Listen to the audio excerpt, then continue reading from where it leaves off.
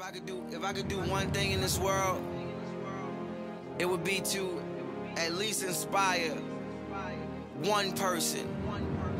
Because it's not about how bad you want something. How bad you want something is meaningless. It's pointless if how bad you're willing to work for the thing you want isn't 10 times as intense as how bad you want it. I can't sell you desire. I can't bottle up passion and give it to you in the form of some magic potion. The only thing that can quench hunger is more hunger. And every trial, every tribulation, everything you go through is necessary in life. Because it's the lessons that you get from those things that most people can't and will not endure. Embrace it. I urge you all to embrace it, because it's the one thing that will allow you to become king.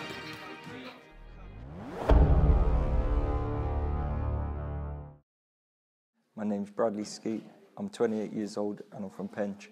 I grew up on a council estate in Battersea, Surrey Lane. So yeah, it was good. It was like typical council estate. Everyone knows everyone and people getting up to no good and mixing with the wrong crowds and that. But I always had boxing from a young age. I started boxing when I was 7, so that steered me clear of all the trouble and that.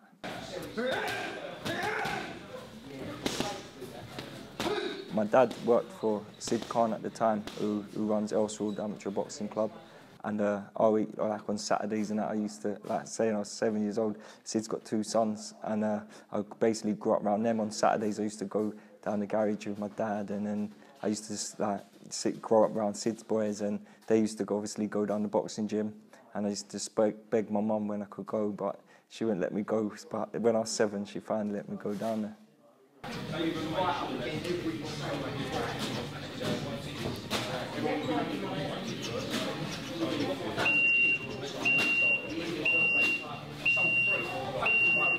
Winning and succeeding. I've got a little girl who's 6 years old, and I just want to give her the best life she can possibly have. So just that's what keeps me motivated and keeps me going. Ed's on this people. Ed can do this people. He's got all the tricks.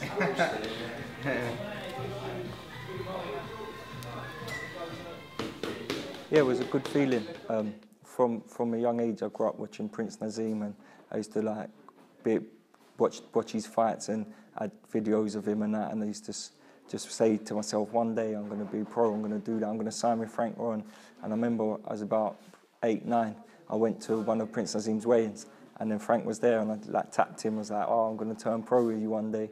I got a picture indoors, and he was like, yeah, all right, son, one of them ones. But yeah, like it's always been my dream. Like growing up, I've always wanted to box. Being a pro, there's obviously restrictions.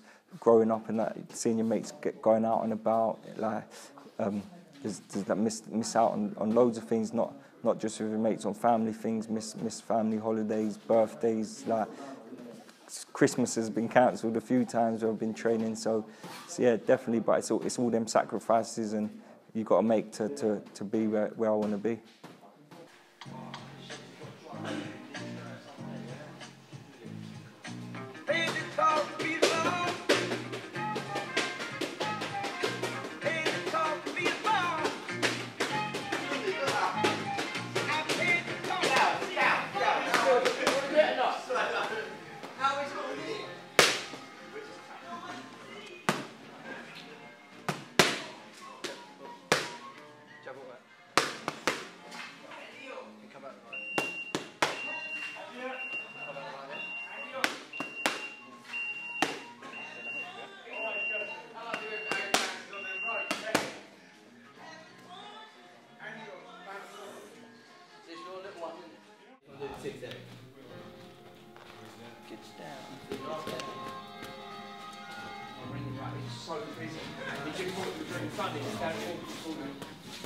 My relationship with my coach is good. I've known him since I was an amateur. He used to be an amateur coach at Marvel's Lane, and I boxed a few of his boys when I was an amateur. So I've known him since I was like 10, 11, and when I turned pro, he was the right coach for me.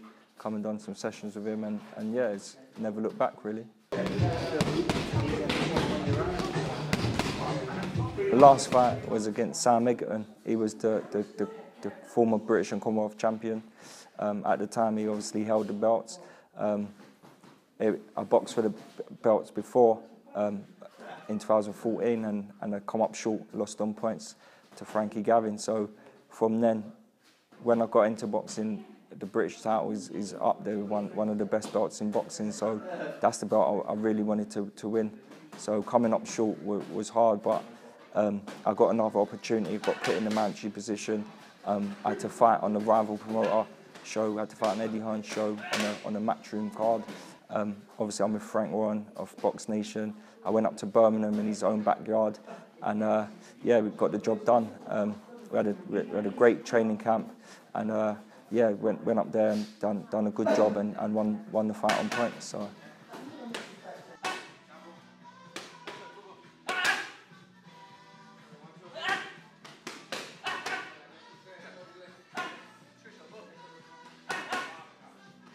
I'd say my style is like a tall counter puncher, like rangy, just a boxer really. I'm not really known as a puncher, although I've stopped 10 of my 24 opponents. It's not noted that I'm a puncher, but yeah, I'd say I'm a tall, like upright counter puncher.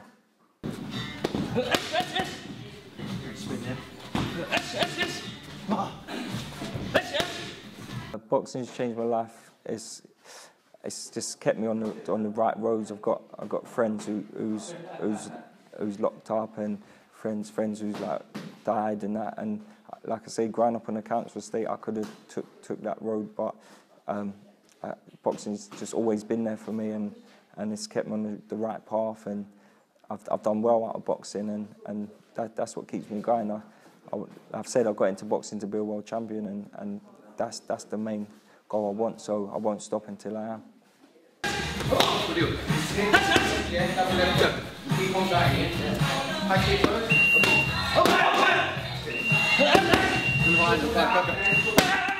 I've been compared to Tommy Hearns, so I'd like to get in there with him, and well, obviously not now, but I would like to have seen what would have been like with him. We got similar weight, same height, same reach. So yeah, it'd have been good to see how I got on with him. This year I'd like to defend obviously my British title, and defend it 3 times, and I can win it outright. So that's my main focus. So finish up this year, getting some defences in, and hopefully start next year defending against my mandatory and winning that British outright. For me, it's my jab. Like, I'd say it's the most important tool for me. I'd say for me and for anyone, if I was teaching someone how to box, the main thing I'd do say is the jab. Like, sets up everything, every punch. I'd say every combination, everything comes off the jab. If you can get the jab right, you know everything else will follow off that. So for me, the most important tool is the jab. From whenever I can remember, like, I just always liked boxing, always watched boxing. I've always been around boxing. Yeah, I wish I could have got into football. I wish I was good at football to get into football, but I wasn't quite good at football, so I stuck with boxing.